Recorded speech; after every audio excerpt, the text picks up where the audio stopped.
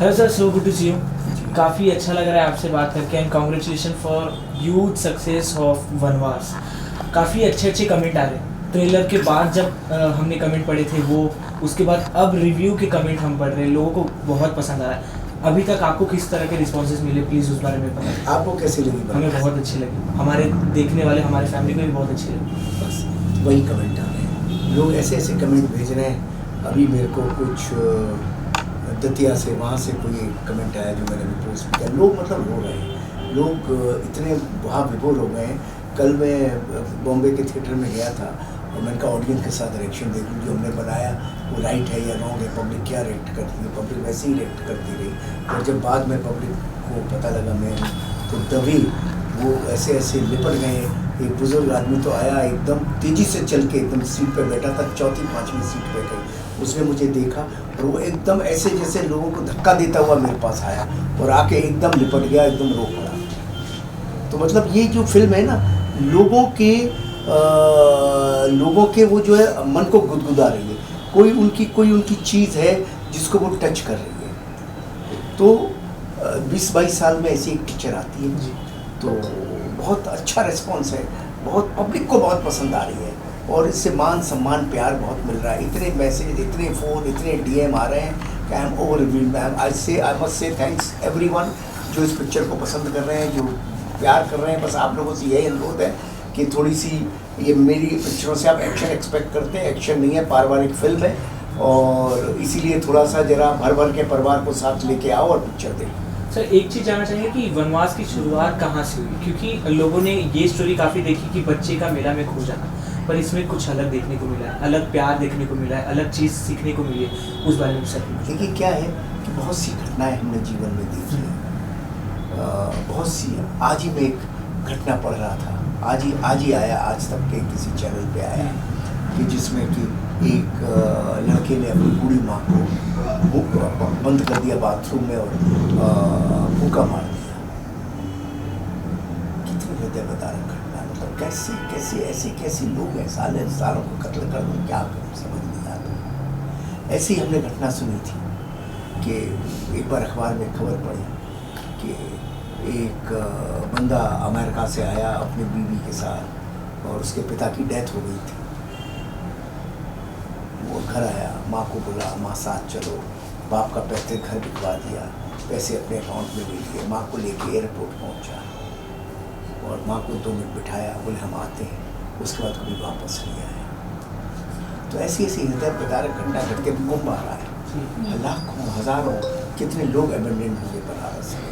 तो ये जो सारा दुख है, ये जो सारी चीज़ें मन को पीड़ा देता ही देता है।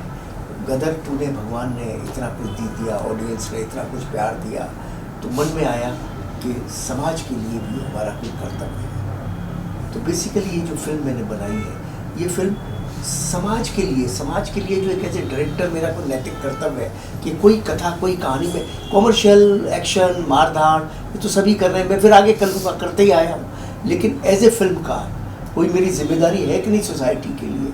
तो मैंने सोचा एक ऐसी फिल्म बनाई जाए जहाँ के पिता और पुत्र के और परिवार के रिश्तों की बात करें हम लोग, और जो हर बच्चा अपने माँ बाप को प्यार करता है, आप सब भी करते हैं, ऐसा नहीं करते, लेकिन कहीं ना कहीं टेकर फॉर ग्रांटेड ले लेते हैं, कहीं ना कहीं हम भूल जाते हैं और कहीं ना कहीं हमें ऐसा लगता है कि यार ठीक है माँ बाप है यार क्या है। और एक हर घर में वनवासी है, बैठा है बेचारा 70 साल का बाप, आपके पास समय नहीं है बात करने का, घर में दाखिल होते हैं, कहते हैं कैसे बाबूजी आप, उसके बाद अपने कमरे में चले जाते हैं, अपने फ़ोन, अपने लैपटॉप, अपनी दुनिया में बिज़ी हो जाते हैं। बाप आपसे बात करना चाहता है, वो सोचता है चले मेरा बेटा बिज़ी है, कोई नहीं कल करूँगा। वो बेचारा ऐसे तन्हाई में घुटते रह जाता है वनवासी की तरह।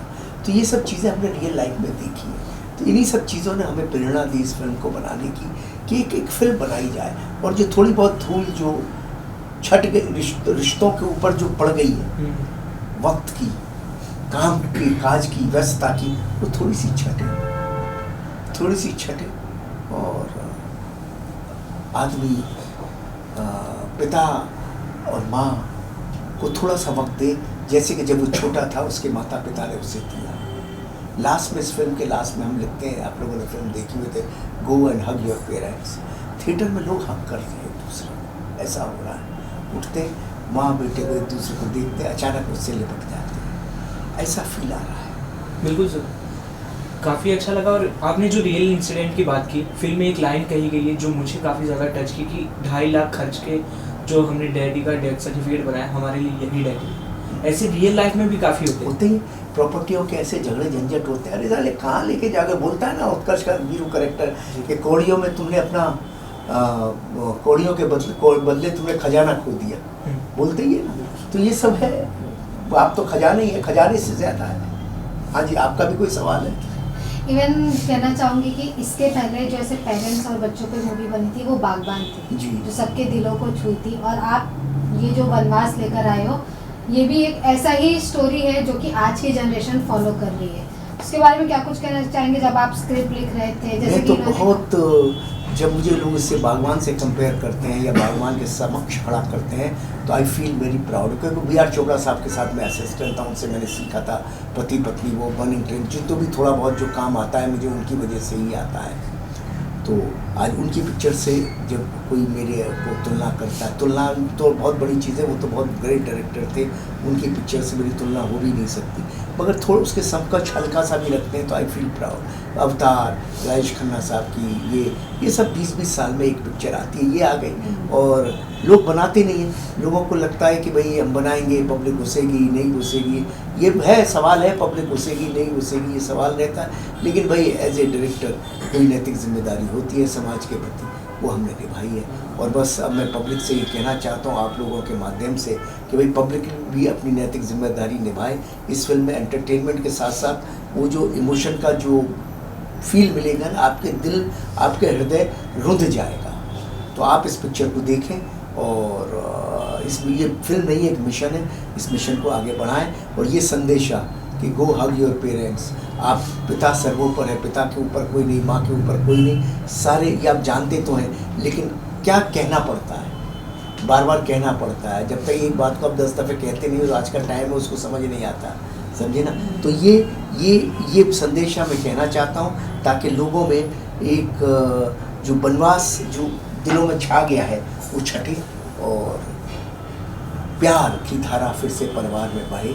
यही मेरा मकसद है, यही मेरा इरादा है। इवन वनवास की जो स्टोरी है सब कुछ तो दिल पे छाते हैं और इसी के साथ इसमें नाना पाटेकर जी लोगों के दिल में और ज़्यादा छाप है। तो ये तो अभी फिलहाल कई सालों से ज़्यादा कुछ प्रोजेक्ट्स कर रहे थे, तो आप इन्हें कैसे मनाए वो कुछ शेयर करना बस उनको मैंने कहानी सुनाई और पहली मीटिंग में ही हाँ कर दी उन्होंने। कहानी ऐसी, कौन इस रोल को ना करेगा, हो गया बस।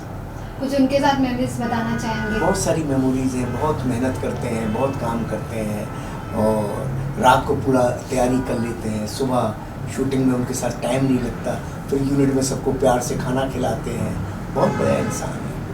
सर फिल्म को आपने बहुत अच्छा मैसेज दिया है और काफ़ी लोगों ने सराहा भी है, यंग जनरेशन ने भी और उनके पेरेंट्स ने भी बहुत सराहा है। हाँ, कि ये फिल्म ऐसी बननी चाहिए और ये हमारे देश के लिए, हमारी संस्कृति के लिए एक बहुत बड़ा मैसेज है, उपदेश है।